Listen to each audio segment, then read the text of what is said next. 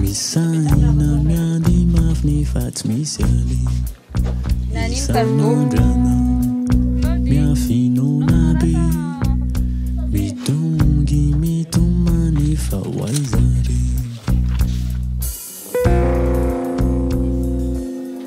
Le centre du premier tableau, à cette hauteur-là, quoi, je veux dire, déjà.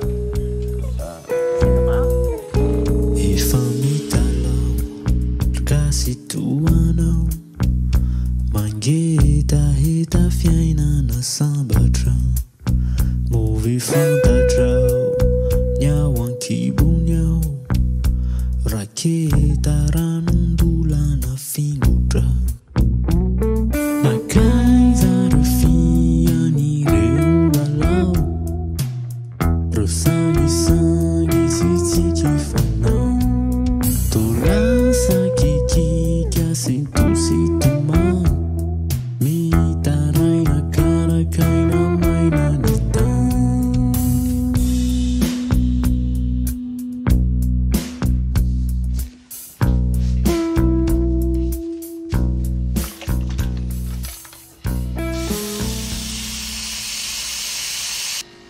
On parle beaucoup de certains lieux. À ma connaissance, on parle rarement, voire pas de Madagascar. Quand tu m'as parlé du Kéré, Ouais.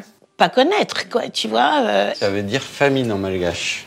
Je pense que là, tu vois, je peux imaginer ce que c'est des gens qui ont faim, mais de le voir, de le vivre, ça va forcément changer ma façon de prendre les photos, changer mes sujets de photos, c'est sûr. Bah oui, vous n'avez pas pris un ticket au Club Med. Voilà, donc, si tu veux, c'est pour ça que je dis, on ne sait pas encore ce qui va se passer là-bas. On a plein d'idées, plein de fantasmes, mais la réalité, c'est qu'il faudra le vivre d'abord. Moi, ce que je voulais, c'était témoigner, éclairer cet endroit-là, que personne ne regarde. Ouais. Prendre des sous après sur une exposition et leur redonner. C'était hyper simple dans ma tête. Et on commence à se poser toutes ces questions-là, c'est-à-dire, est-ce que ça sert Est-ce que ça sert d'esthétiser? Est-ce qu'on peut faire aussi du purement et seulement artistique sur un sujet pareil? J'ai pas eu à mettre en place un événement autour de ça. Laissez-vous aller aussi, vous allez peut-être recevoir des choses qui vont peut-être vous dépasser sur le moment. Hein. Là, je vais être totalement amateur, finalement. C'est-à-dire, voilà, je sais faire des photos, oui, mais je ne sais pas si je sais faire des photos de misère, je ne sais pas si je sais faire des photos humanitaires. Je ne me sens pas légitime, voilà. Aussi simplement que ça. Tu crois pas que c'est la position de l'artiste, à chaque fois qu'il crée une nouvelle œuvre ou qu'il a envie de s'essayer à une autre technique, il redevient amateur? Je me sens la possibilité de tout essayer. C'est-à-dire d'aller là-bas, d'être que témoin, c'est-à-dire d'être que photographe, dans le sens où je vais prendre des photos, évidemment que je vais quand même nourrir de mon point de vue, de mon regard, etc., mais qui peuvent être que des témoignages, point. Je peux faire des photos esthétiques. Je me vois de tout essayer, si ça sert l'idée que j'ai en fond, qui est les aider eux.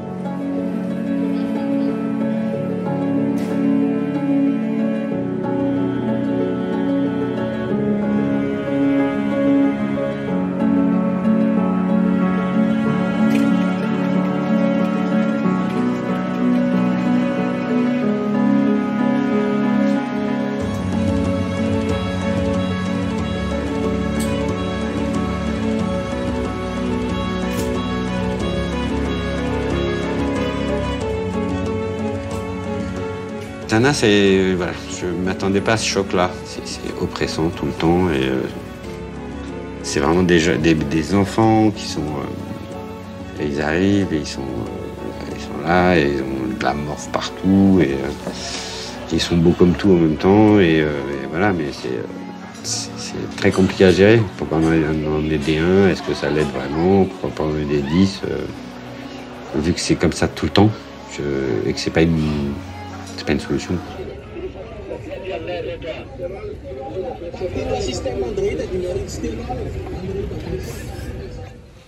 On va faire le check du véhicule avec le chauffeur Ferdinand.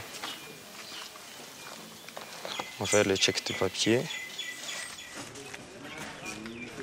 Vous ne devriez pas avoir de problème parce que je vois que c'est un véhicule qui est déjà passé ACF qui va vous conduire. On les check bien, on lui parle du trajet. Vous avez des contacts avec le chauffeur régulier? Oui, j'ai le contact avec le chauffeur régulier. Par exemple, chez ACF, nous, on fait le check quand il y a un trajet comme ça. Par exemple, il part d'ici pour aller à Tirabé. Il me fait le check à Tirabé. Ah, on est à Tirabé. Et nous, on élabore le roadbook. Le roadbook, c'est là où on enregistre tous les trajets. L'idée, c'est qu'on soit évidemment en sécurité.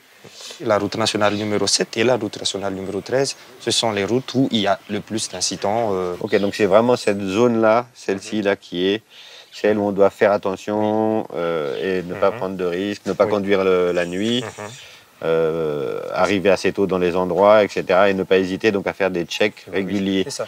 On vient juste témoigner, regarder comme ça se passe. Je suis déjà venu à Madagascar en 2008.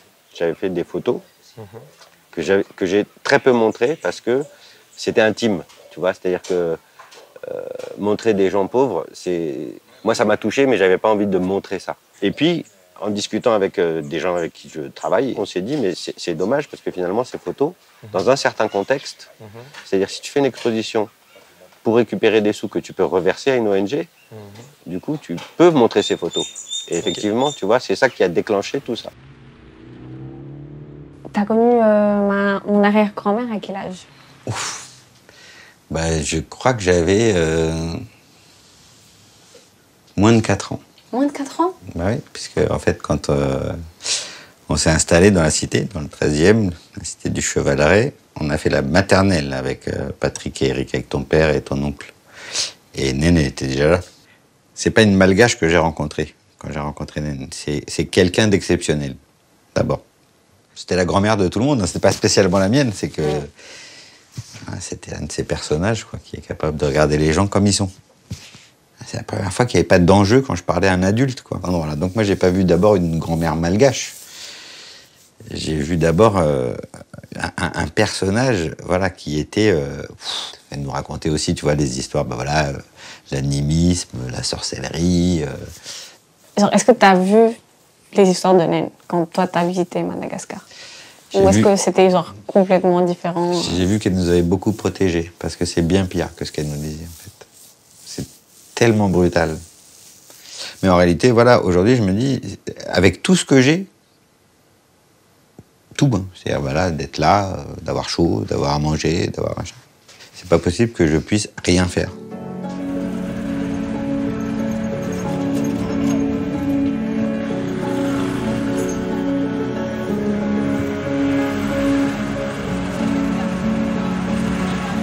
Avec le chauffeur, on s'est arrêté dans un tout petit village.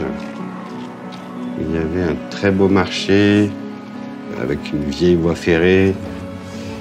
Donc il y avait plein de gens à qui j'aurais pu parler. Je n'ai parlé à personne. J'ai pas eu d'interaction, j'ai pas osé aller voir les gens. En fait, c'est étonnant.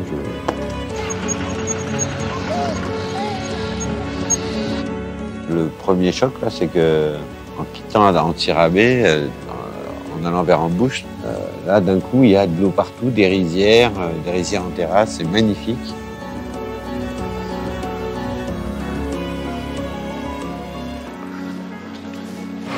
Là j'ai une super belle photo là. Ça va? Ina bobo? Et tu viens si bobo, c'est bien. C'est quoi? Je sais pas ce que c'est. Ah, poireau. C'est pas trop dur de travailler là? C'est dur quand même. C'est difficile. Oui.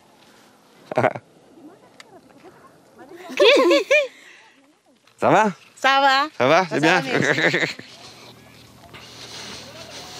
Il y a des gens souriants. Voilà, c'était assez simple de. C'est assez simple de s'arrêter, de leur parler, même si je ne sais pas trop ce qu'on se dit.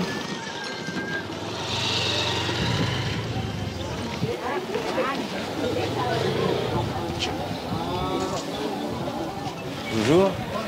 Qu'est-ce que c'est? Ah, argile. Pour la peau? Hein?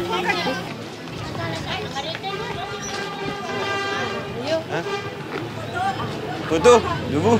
Photo? Ah oui, très belle. Ah.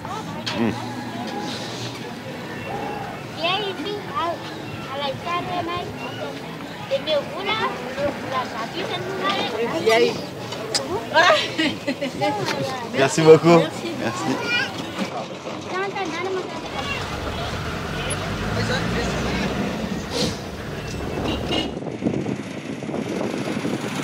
Et en Tirabé, il y aura une grande ville, Fianarantsoa. Fianarantsoa, ouais, c'est ça. Puis après Fianarantsoa, vous allez à Iusi.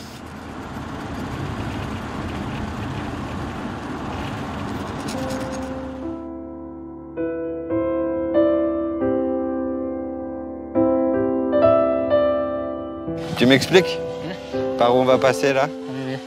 13, là on passe, c'est maintenant là, c'est ici. Oui, c'est là-bas. Ça C'est la RN13. Ok.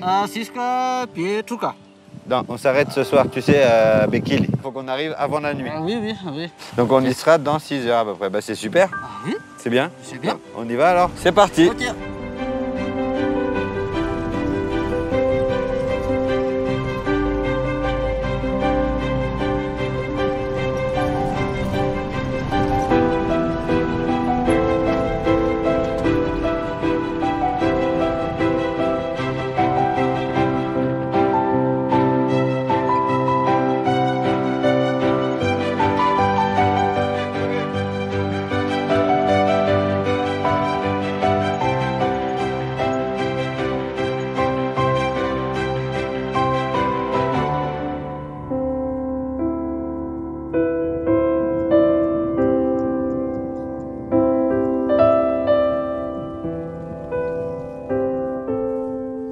Bonjour, ça va?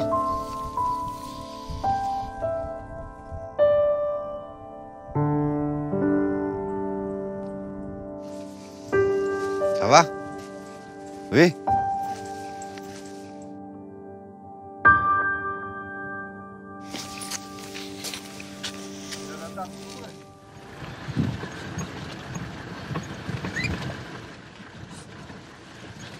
Elle n'a de national que le nom, cette route. Formée, déformée tous les ans officiellement par la pluie. Et là, comme il n'a pas plu depuis longtemps, elle garde ses traces bien profondes. Là. Donc ça bouge beaucoup, ça secoue.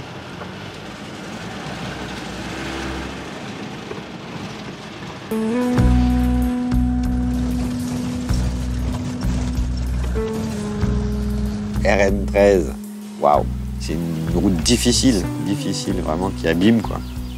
Enfin, on est tout le temps concentré quoi. En fait, on peut pas lâcher la route. Donc là on va tourner pour Bekil, tu sais Ferdinand. On va aller vers Bekil là, faut tourner. On va sortir de la RN13. Personne autour de nous, pas de repères, pas d'indication. Donc voilà, on roule, et puis on voit que le temps passe. L'espace-temps qui est très bizarre. Parce que là, faire quelques kilomètres, c'est vraiment compliqué.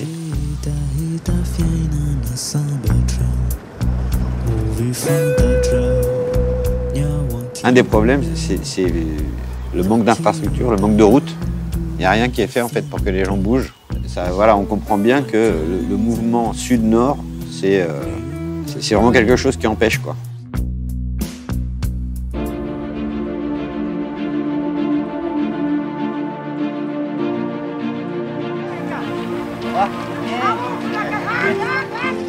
Ce qui est dingue, c'est une oasis au milieu de nulle part. C'est-à-dire qu'ils ont de la chance, il y a une poche d'eau, ils ont de l'eau toute l'année. C'est une oasis avec du désert autour. C'est hyper hétérogène, c'est-à-dire qu'il y a des endroits, t'es très loin, mais voilà, comme il y a un petit peu d'eau, du coup il y a un petit peu à manger.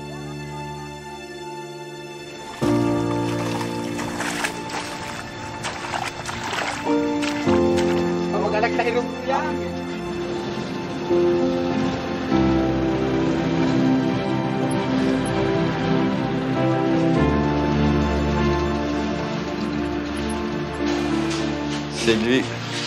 Bonjour. Bonjour, salam. Bonjour. Et ici, dans le sud, il y a beaucoup de choses à faire. Et par rapport aux autres régions, il y a une difficulté vu le climat. Et maintenant, ça s'accélère. L'absence d'eau et les rivières commencent à à sécher, oui. Et les gens commencent à s'émigrer, aller dans le nord, parce que pour ceux qui ont des possibilités, même pour les autres, il ne fait que d'attendre ce qui va se passer. Ici, il y a beaucoup de maisons qui ne mangent qu'une seule fois. Et s'ils ont trouvé. Donc, voilà pourquoi. Dans le sud, il y a beaucoup de choses qu'on devrait faire. Mais l'essentiel, c'est l'eau. Mais la terre est fertile. S'il y a de pluie, donc il n'y a pas d'écueil, il n'y a pas de famine. Et par rapport là donc aux réserves d'eau qui s'assèchent, comment se prépare ACF et IM? Là, vous faites quoi par exemple tout de suite? La solution que ACF monte apporter pour un peu diminuer cette fléau, on a construit des points d'eau pour renforcer ceux qui existent déjà. Et il y a aussi beaucoup de réhabilitation parce que la plupart des points d'eau qui étaient déjà placés à fond, ils sont tous détruits. Zongasso. Ah, c'est elle qui va vous accompagner. Ouais, je me doute. Enchanté.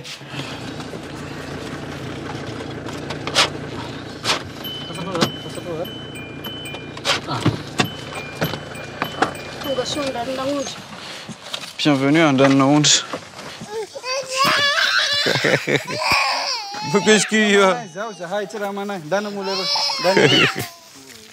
Elle va nous montrer le puits ici et la difficulté aussi. Elle va nous montrer la difficulté un peu pour l'accès à l'eau. Salam. Bonjour.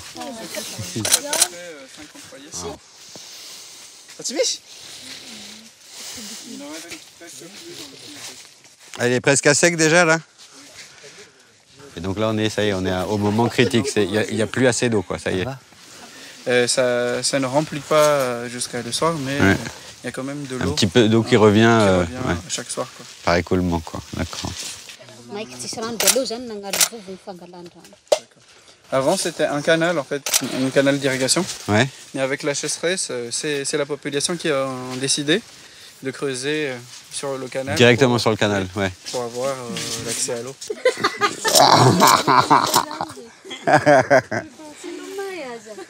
Et donc ACF a décidé de mettre en place une action de sensibilisation, de formation des maires qui vont tenter des nouvelles façons de faire à manger, d'éviter le gaspillage aussi. Avec un broyeur, on peut récupérer pas mal de déchets et on peut en refaire de la farine. Et donc la farine, eh bien, voilà, ça peut faire une boisson protéinique pour les enfants. Et après, avec la farine, vous transformez, vous pouvez faire d'autres choses, des compléments, d'accord. On a fait aussi des démonstrations culinaires. Oui, ok. Pour leur apprendre à manger plus varié, quoi, c'est ça? Oui. Ils ont de l'eau, donc déjà, ça change à peu près tout. Et en plus, ça conditionne une certaine dynamique destinée à changer donc, et les habitudes alimentaires et les habitudes de manière de vivre.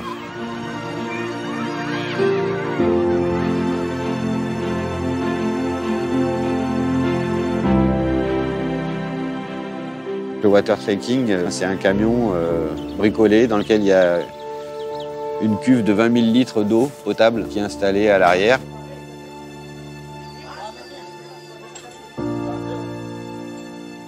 Comme on est tout près de la mer, ils ne trouvent pas des sources qui vont vers la mer. Ils trouvent que des sources dans lesquelles l'eau revient, quoi. À chaque fois qu'ils font un forage, l'eau est super salée. Donc elle est impropre à tout. Donc voilà, ça c'est une des conditions qui vient s'ajouter encore à la galère, quoi. Les solutions qui peuvent marcher ailleurs, un peu plus loin, quoi, ben, ici c'est pas possible.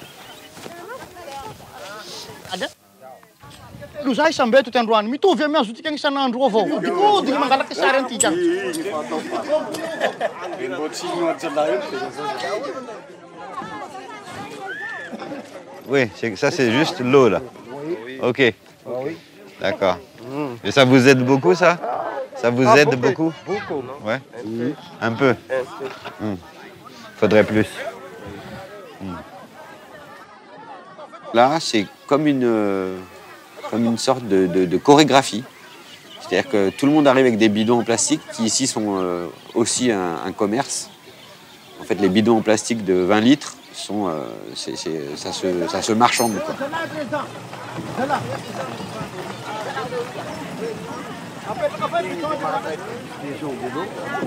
C'est très long, très très long, super calme. Il n'y a pas de stress, il n'y a pas d'engueulade, quoi. Et en revanche, voilà, là, c'est le premier contact avec des gens où on comprend que là, eux, ils ont vraiment rien.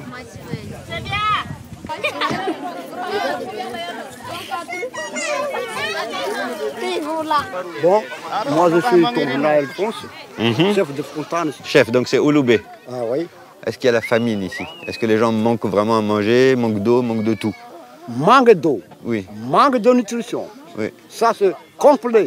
Oui, complet. Ça c'est complet. D'accord, oui. Ça c'est beaucoup ça. Ah oui. Dans la commune de Sampoun. Toujours Kéré.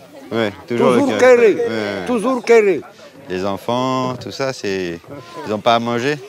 Pas à manger. Pas à manger. Vous mangez quoi ici alors? Du manioc seulement. Manioc, ouais. Manioc. Ça c'est manioc sec. Pas du riz. Manioc sec. On va faire des photos? Les photos des enfants, des Azakel? Un des risques, c'est que les gens après n'attendent que les aides. Et c'est dramatique en fait. C'est dramatique parce qu'après, leur question, c'est quand? Les populations se mettent dans une sorte d'immobilisme et forcément d'hyperdépendance. Je dis pas que ça serait plus simple hein, s'ils se bougeaient parce que vraiment il n'y a rien.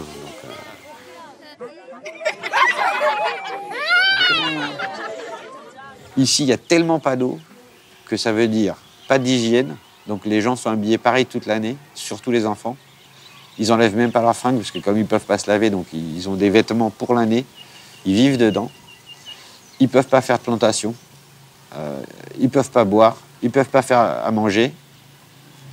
Voilà, c'est là où tout ce que j'ai pu imaginer de difficultés liées au manque d'eau, ben en fait, en concret, c'est encore pire. Voilà. Donc on est dans une région là, de Madagascar où c'est ça depuis 4 ans.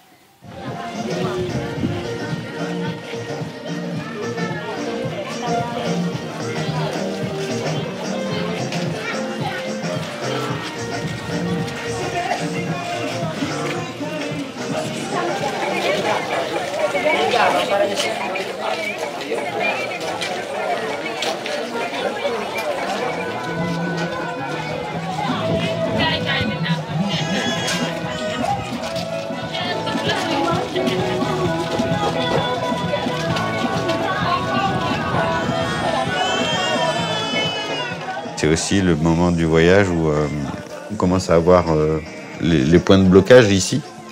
Et le gros morceau, c'est l'eau, quoi. Et c'est pas pérenne, il n'y a rien qui est fait vraiment pour. Là, en réalité, tout le monde s'attend à ce que ce soit bien pire jusqu'à décembre.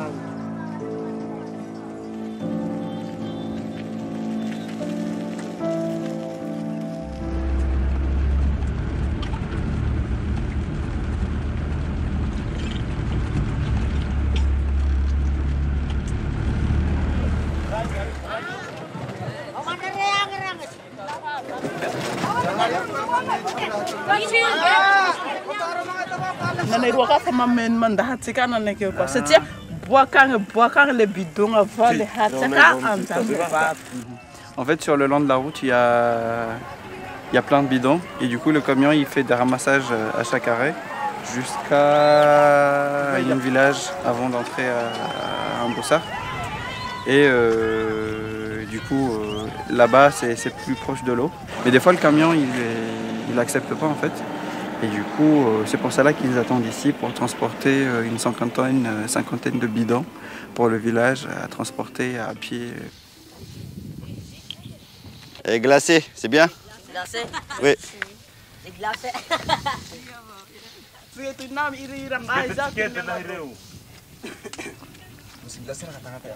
Ayo kat baba rika. Nareu bakal tiao nareu lahiro na klimarandam. Deni pizza ke jangan terlalu masuk. Apa gelas aja. Ah ouais. Ah ouais, ah ouais.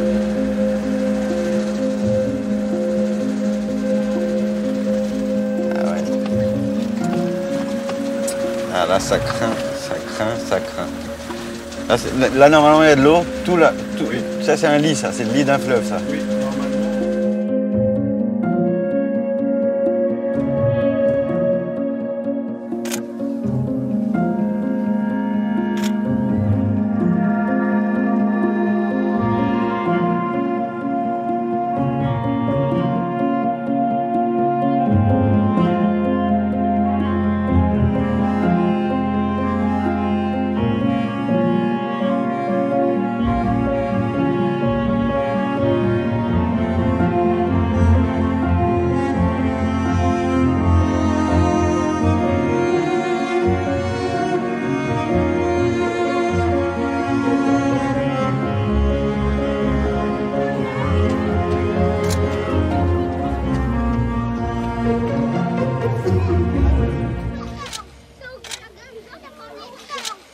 Est-ce que vous pouvez parler français avec nous? Oui, ça me fait plaisir. Il y a 3 ans, à peu près 3 ans, ici c'était le Kéré.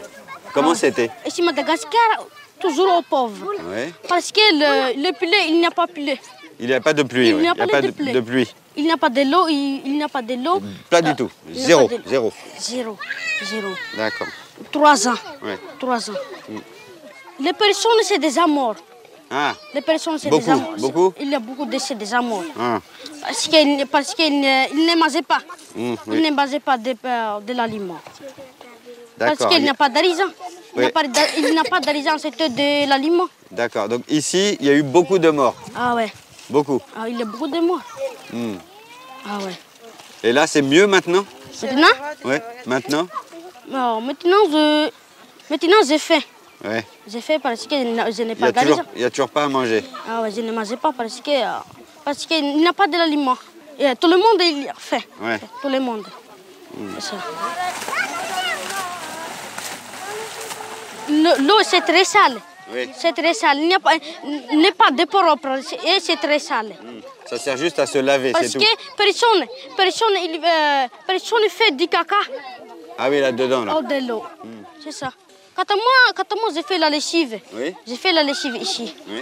Après, fait la vaisselle. La vaisselle. Tout est ici. Tout est ici. Voilà. Tout le ici. bain, la lessive, la vaisselle, tout est là-dedans. Tout est là-dedans. Pour boire? Non. Oui, je bois. Je bois de l'eau. De là? Ah ouais. Parce qu'il n'y a pas de fontaine. Il n'y a pas de fontaine, il n'y a pas de pluie. Oui. Oui. Ah ouais, c'est ça. Ah ouais. D'accord.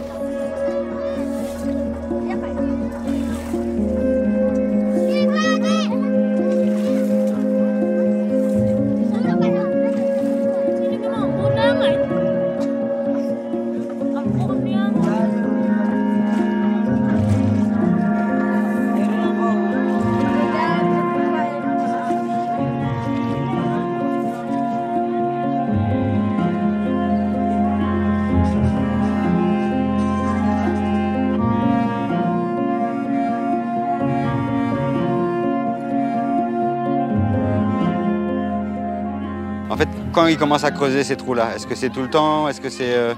À chaque baisse de l'eau, ils commencent à creuser.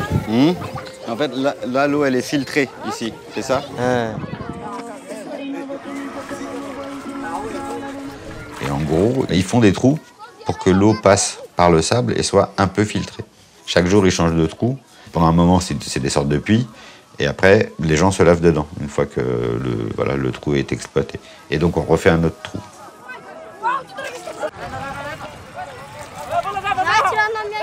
Et puis, à un moment, on voit un petit garçon arriver avec une grosse boîte en plastique. Et puis, dedans, il y avait plein de sambos. Donne-moi un petit billet, on va le donner 20. D'accord. J'ai voulu distribuer les samboussas. Et en fait, les enfants ont tellement faim que là, c'est l'hystérie, quoi. Assis, assis. Tout le monde assis, assis. Assis. Tout le monde assis. Voilà, voilà. Voilà. Assis.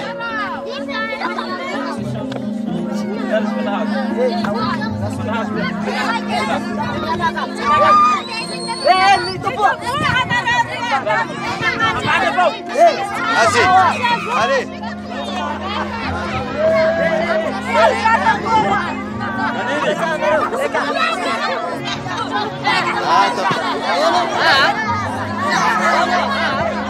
Voilà, les petits, attends.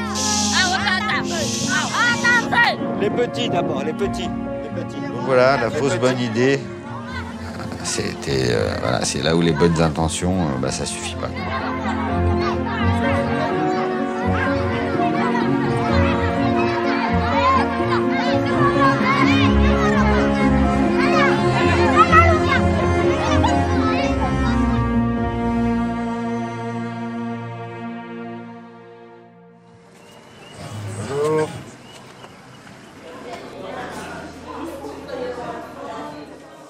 Je reviens juste sur 2021, c'est du coup donc après le Kéré que Médecins du Monde vient ici.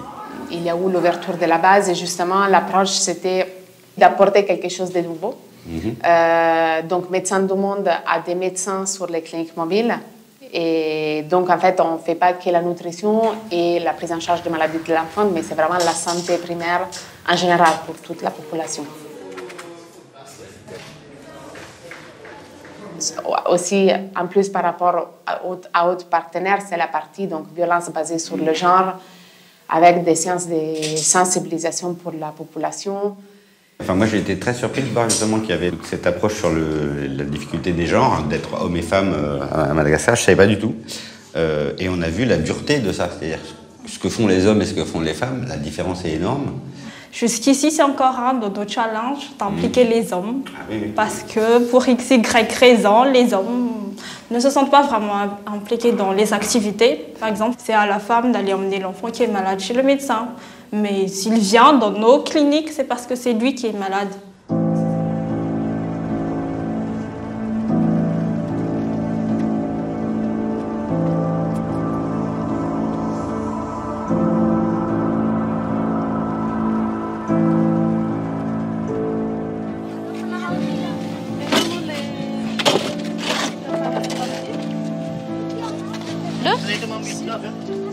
On a une grosse partie de nos interventions sur ce clinique mobile. Donc, mon clinique mobile est composé par un médecin, 2 paramètres, plus un travailleur social. Et donc la sensibilisation, elle va concerner quoi? Jusqu'ici, la sensibilisation va concerner le projet contre la violence basée sur le genre. Ça peut mettre les hommes en colère, ça. Ouais. Les hommes n'aiment pas que les femmes adoptent la méthode contraceptive. Oui. Ils pensent que ça va rendre leur femme stérile. S'ils ont 3 filles, le mec il veut toujours continuer pour avoir jusqu'à ce qu'il ait un garçon, un fils. Il y a combien d'enfants environ par famille? Par famille, moi je dirais il y a 5, 6, 7.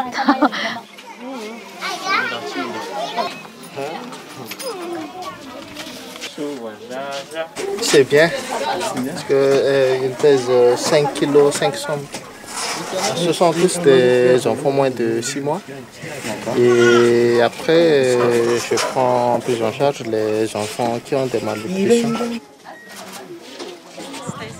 Voilà, 5 kg.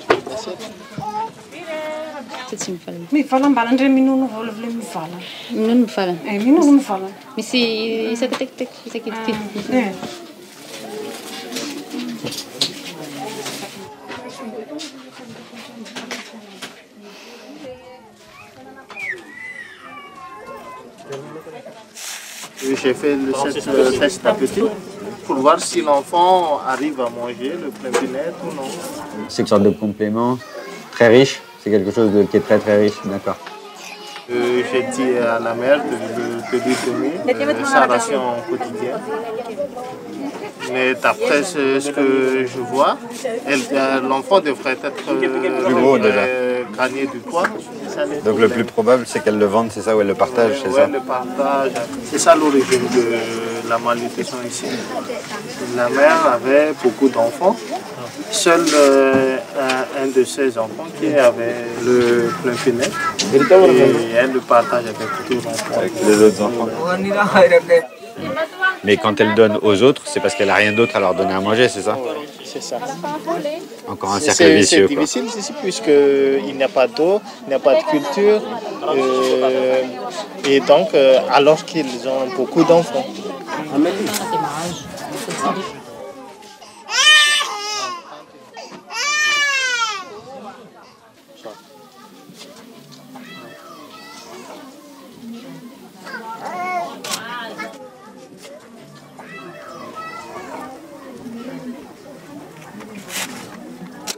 Oh,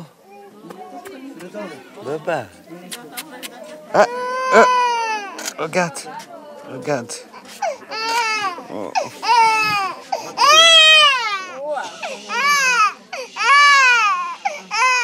Elle pèse à 6,5 kg. Donc on devrait l'envoyer, transférer au clinique, à l'hôpital. On voit que pendant 3 semaines, il n'a presque pas changé de poids. Ouais. Voilà. Pardon, man. Miantso miala fa tsy mety mandray mihitsy izy dia andefa zaza transfert clinique zahay dia le hoe miandry ny akoronareo sy ny karazany hoe tomobilatsika ve nandefasana sa ahoana Hôpital ok, merci.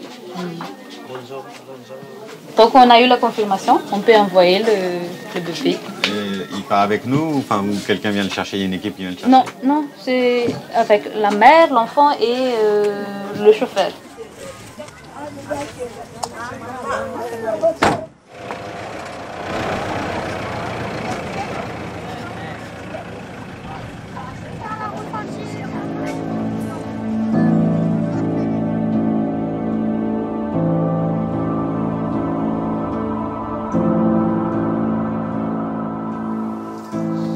Voilà, tu vois, c'est le genre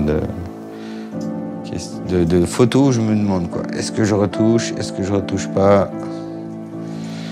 Sachant qu'en couleur, ça fait déjà, tu vois, déjà il y a une retouche là. En plus, après, je peux encore faire ça. Ça pose plein de questions en fait. Sans arrêt, je me dis, est-ce qu'on peut. Est-ce que ça a un sens d'esthétiser ça, quoi? Parce que, bah oui, là, tu vois, genre, tu perds plein de couleurs en passant la photo en noir et blanc. Et il est beaucoup plus dramatique, en fait. En noir et blanc? Ouais. Ça fait... Même si elle sourit? Ouais, mais je crois qu'automatiquement, le fait de le voir en noir et blanc, ça fait, je sais pas, genre pub des années 90. Ouais, il y a des enfants qui meurent de faim en Afrique, tu vois. Toi, tu dis finalement presque ça serait bien de revenir avec des photos en couleur, quoi. Parce que ça serait plus collé à ce qui se passe. C'est-à-dire que la vie, elle n'est pas en noir et blanc là-bas. Bah, c'est un pays où il y a beaucoup de couleurs.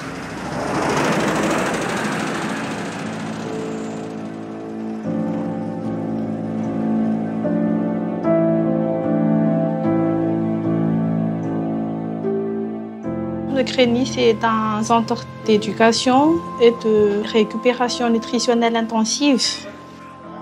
Vous pouvez vous asseoir. On prend en charge les enfants atteints de la malnutrition aiguë sévère avec complications médicales.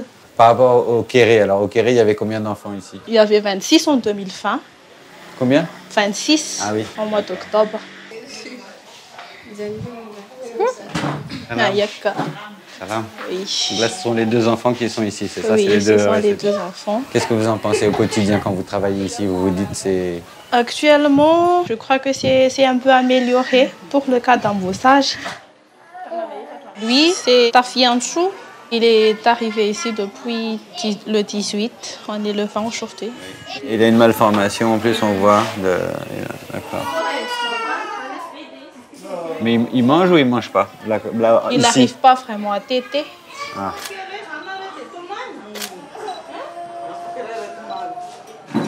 Pourquoi tu es venu à Ambovombe? C'est quoi qui t'a donné envie? J'ai étudié dans le domaine du travail social. J'ai beaucoup entendu parler du Kéré, des enfants malnutris, mais c'était juste de la théorie. Et cela m'incitait beaucoup à voir qu'est-ce qui se passe vraiment ici. J'aimerais apporter ma contribution. Je crois que c'est le moment. Plus tard, ce ne sera pas peut-être possible. Waouh. Eh ben, merci beaucoup hein, pour ce que vous faites. Qu'est-ce que vous pouvez nous dire, vous, de cette situation? Comme vous savez, la pluie n'est pas suffisante. À cause de l'insuffisance des pluies, que les séries de problèmes s'enchaînent. Oui, pas d'eau, pas d'hygiène, pas de culture. Pas d'hygiène, pas de santé, pas de médicaments, pas de eau, pas beaucoup de pas. C'est le gros problème, ça. On a entendu que... Une sorte de pipeline là-bas. Voilà, on a entendu cette histoire, mais ça, c'est un projet. C'est toujours des projets. Projet. Mais il n'y a rien de commencé? Rien. D'accord. Et c'est le pipeline qui viendrait de Fort-Dauphin, c'est ça? Fort-Dauphin. Fort-Dauphin pour aller irriguer la partie d'Androuille. Ouais. Si ça se fait, il n'y a plus de kéré. Je crois que ça va changer s'il y a de volonté politique surtout. Néné!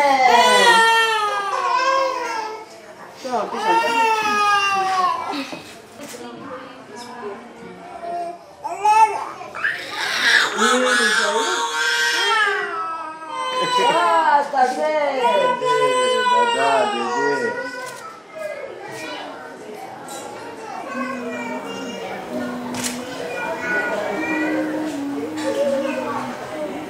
Et alors, tous les jours, vous arrivez au travail, vous êtes encore contente de le faire? Ah oui, bien sûr. Et qu'il faut aider les gens si je parte. Parce que mes collègues ne veulent pas venir ici à cause des conditions. Conditions climatiques surtout. Et conditions de travail aussi. Moi, je pars, qui va s'occuper des autres. C'est votre envie, c'est votre... C'est ma conviction personnelle. Vous avez l'air solide. Ça se voit. Merci à vous. Ça se voit, vous avez l'air solide.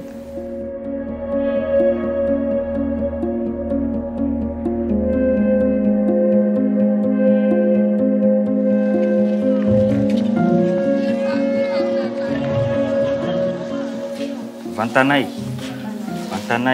là. Ouais. Ça va, Salam? Salam. Alors? Ça va mieux? On surveille quotidiennement leur courbe pondérale et aussi les mensurations anthropométriques pour voir s'il y a de bonnes évolutions. Et là, elle a pris du poids ou pas alors depuis qu'elle est là? Elle a pris, mais pas beaucoup. Est-ce que tu peux lui demander si elle pense que son enfant va mieux depuis qu'elle est arrivée?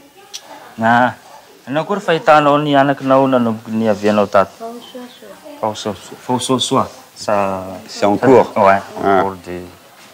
Et la petite est présente de maladies aiguës avec des complications, complications de pneumonie sévère. Ah mince. Ouais. Et le petit garçon, non? Le petit garçon, c'est seulement malnutrition.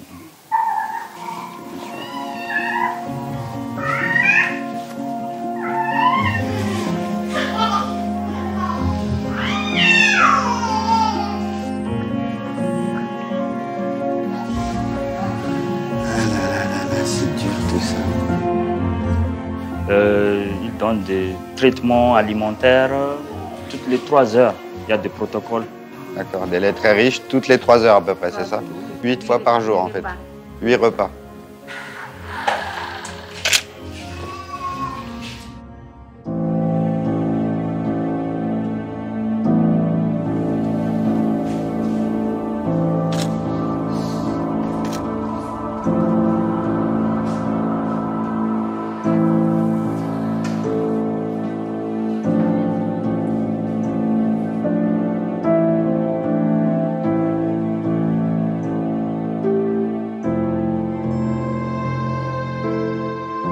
Esthétiquement, j'ai pensé à faire un cadre, à mettre une fenêtre avec la lumière qui arrive quand même, malgré tout.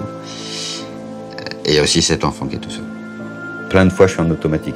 C'est-à-dire que quand je suis en train de me dire, oh là là là, est-ce que tu peux, est-ce que tu as le droit, est-ce que tu as ci, hop, je coupe tout et je fais des photos.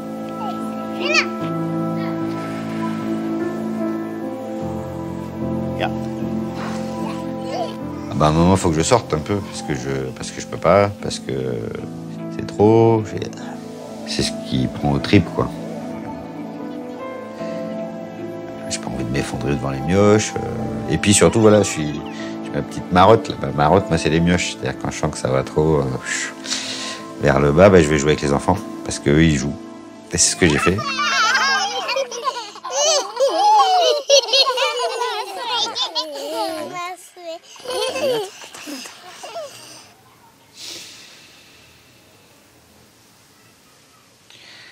C'est sûr que là on est... Enfin, c'est tellement évident, vu de l'extérieur, une fois de plus. Il y a quelque chose de tellement évident dans le fait que rien n'est fait, que ça me met en colère, quoi. Ça me met en colère. Mais voilà, si c'est pas fait, c'est qu'il y a des raisons.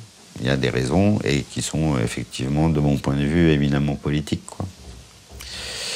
Voilà, c'est une région dont personne ne s'occupe, quoi. Il n'y a pas d'argent à gagner, quoi.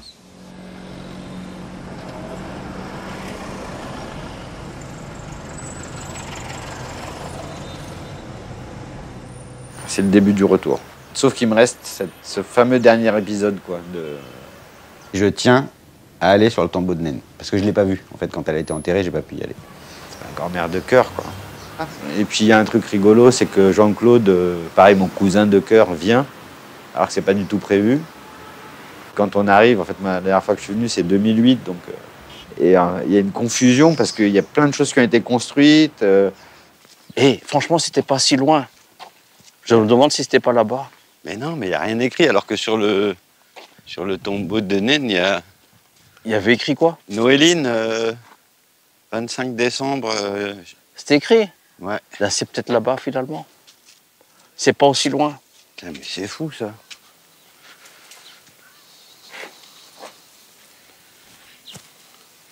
Ah, si c'est ça, ils ont tout transformé, hein.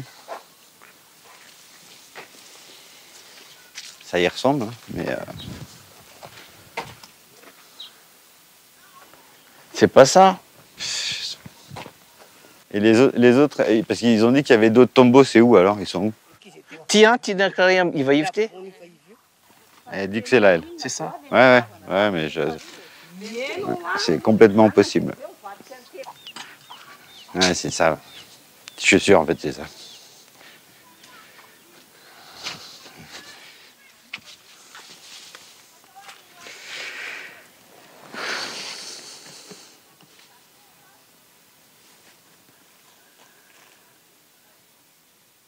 Sa photo est là, mais toi et moi, on ne l'a pas reconnue parce qu'elle est un peu passée.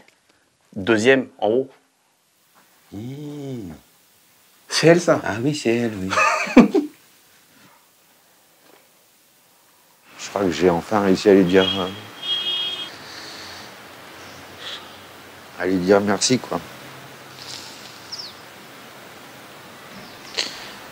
Merci de m'avoir ramené ici. C'est vraiment son héritage, là, qui s'est joué.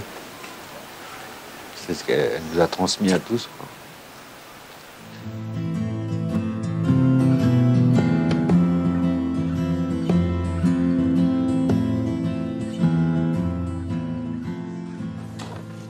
Celle-ci aussi. Là, on en a 6 ici. Qu'est-ce qu'on dit? C'est le seul moment où elles sont un peu protégées. Est-ce qu'il y a des photos que vous achèteriez? Genre dans le sens à mettre chez moi, quoi. Ouais? Genre quoi? Moi, c'est celle qui est au milieu, là. Là, ouais. Ça. Et toi? Le milieu, là. Le rouge, là? Ouais. D'accord. Et là-bas, c'est celle de... Là, le petit garçon tout seul, là. Il rentre quand il rentre. J'adore le poisson rouge. J'aime bien Donc, celle-là. ouais. 4-5, quoi, au moins vendable, quoi. Et le, Pas mal, le quand même, bus, vous aimez On n'a pas les mêmes, en plus. Le bus, Ouais. j'aime bien le bus. Ah, le bus. Si, j'aime bien. C'est la préférée de ta mère, je crois. Je trouve qu'on a tous les éléments. On a le dedans-dehors, d'abord. On a le problème de l'eau, le problème du voyage et du transport, le problème des mères et de leurs enfants. Il y a tout, quoi. Souvent à 1 millimètre près. On a eu beaucoup de discussions noir et blanc, couleur. Et quand tu as fait ta sélection, ta dernière sélection, moi j'ai vu de la couleur. J'ai été surprise, mais peut-être parce que je suis habituée à ton travail noir et blanc. Là, il a une autre démarche. Là, ce qui s'est imposé à un moment quand même, c'est que je me suis dit, toujours dans ma démarche là, de témoigner, de dire, j'ai pas vu des gens en noir et blanc là-bas. J'ai vu au contraire plein de couleurs. J'ai pas à transformer ça. Je dirais, il a un positionnement ou une façon de prendre les choses très différente peut-être qu'un reporter documentaire classique, entre guillemets. Il y a le mélange de l'artistique et du reportage. Et donc, ça donne pour moi toute la légitimité. Et je suis venu donner ce que j'avais à donner, quoi. Sans attendre de retour, sans... Et ça me donne envie de faire autrement la prochaine fois que j'oserai à nouveau emprunter ce chemin-là, quoi. Il y a plein d'endroits, en fait, comme ça.